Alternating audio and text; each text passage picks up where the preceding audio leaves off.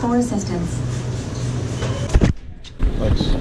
Ram. Damn, the Silverado looks good in this nice morning sun. Wow. Yep, definitely need to go with a 4-foot lift. What is that? Well, would you look at that? Vertical Courageia mud terrain tires. Almost mistaken it for super swampers, but that Power Stroke is lifted so high compared to my Silverado. This thing is insane. One of the things that got to me though is that the exhaust tips on that truck, the exhaust pipes are very small. It's like a 3-inch pipe for a Power Stroke. A nice truck. Holy crap. Mud terrain tiers. 37, 12, 5, 18s. Definitely would have went with the black wheel, but hey, I'm not complaining because just look at the height. I'll set you up right here on the Silverado. That is a very tall truck. Oh, I'll be honest. I honestly think there's a lot more lifted trucks in my area. It's a very patriotic area, but still, I haven't seen this many lifted trucks in the area. Like, I see them all the time now, and I must say, it's amazing, and it makes me want to go with 44-inch mud grapplers. Remember the animal!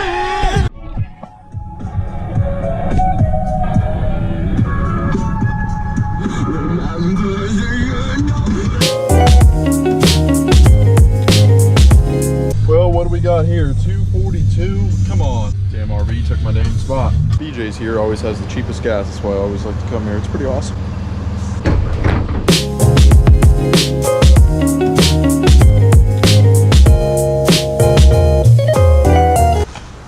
Always got to get that receipt. Wasn't that cool?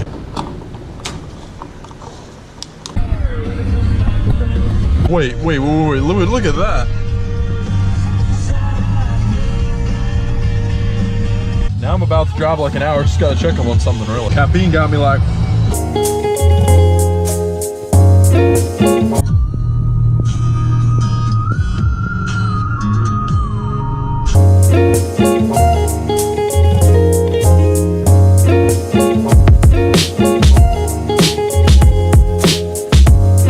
Diesel 1500 Ram, and it's just the same color as my truck, also a Bighorn edition as well, and that's just the younger brother of my truck. You know, the older brother still has more power and stuff like that, but that is awesome that that is a diesel, and I'm glad that Ram decided to come out with a diesel engine for the 1500, although it is not an inline 6, it's a V8. Just made it here to Treactor Supply.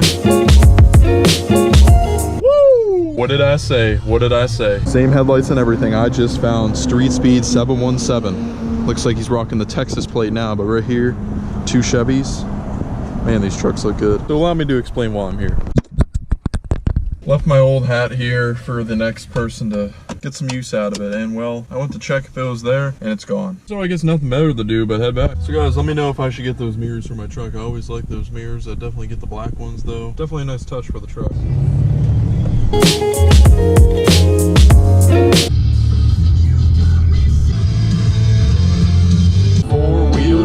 All right guys, I got my knife out. Let me show you guys what's in this box. Here we go, opening the box for the first time.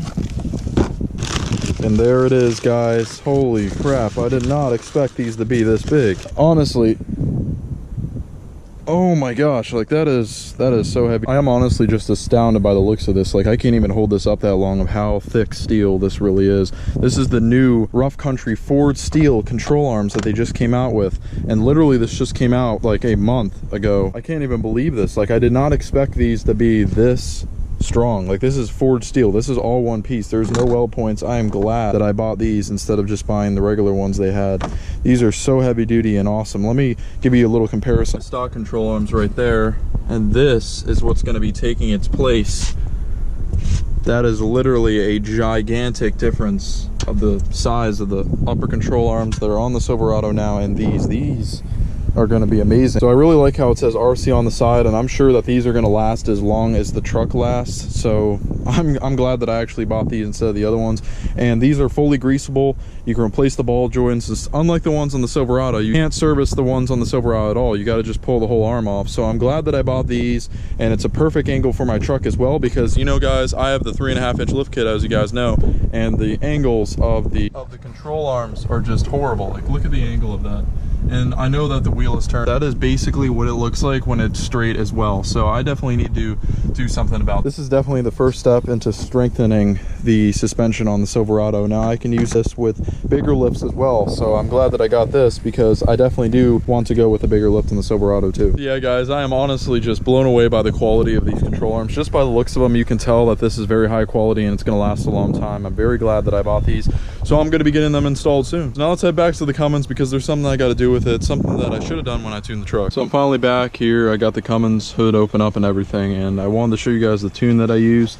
The tune that I used was the Energy Mercenary diesel tuner, and it was pretty expensive, honestly. It was about $1,200. Comes with the cord to plug into your computer and the one to plug into the truck, and you can switch the tunes and stuff like that by plugging this in. I've been always just running the stock tune on my truck, but I also tuned the transmission with this as well.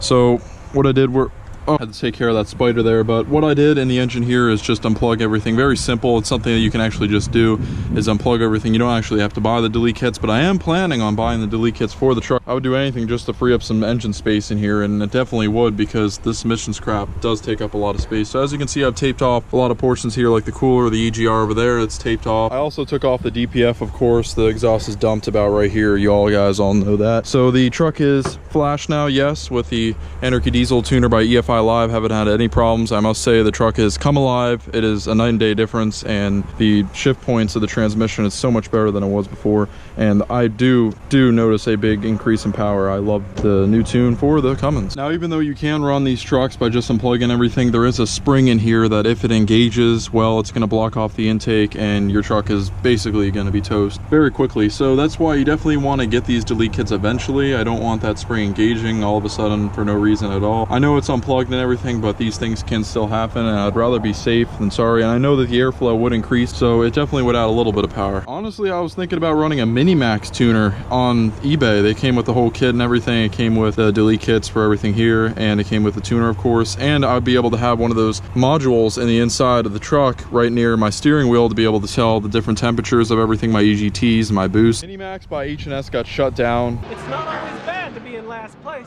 Here's some things we can focus on. By the EPA, so there's no support or anything for the tunes. So you can buy the tuner, of course. You can still buy it. There's people that still have them new, but there's going to be no support. So if something happens to your truck or something with the tune, or you just need something fixed with the tuner itself, well, you're gonna have no customer service. I'd rather buy something that still has support, like the Energy Mercenary tuner by EFI Live. Definitely go with them if you're new to diesel tuning or tuning in general. They'll definitely help you out.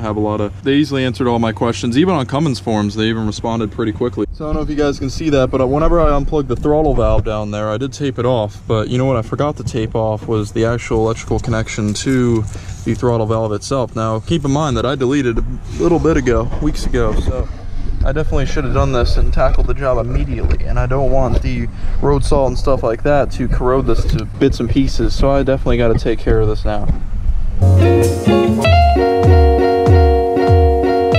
There we go, got it taped off. Got my op down. Honestly shocked that I forgot to tape that off, but we finally got it taken care of. Everything's running good with the Cummins. Just needed to get that taken care of. Along with the deletes, I'd be able to take off this and free up a lot of engine space with technology like that, emission stuff that makes no sense for these trucks. And you could be thinking, well, I could have just snipped the connector off and then just taped that. It'd be a lot easier, because there was basically no space to even reach in there.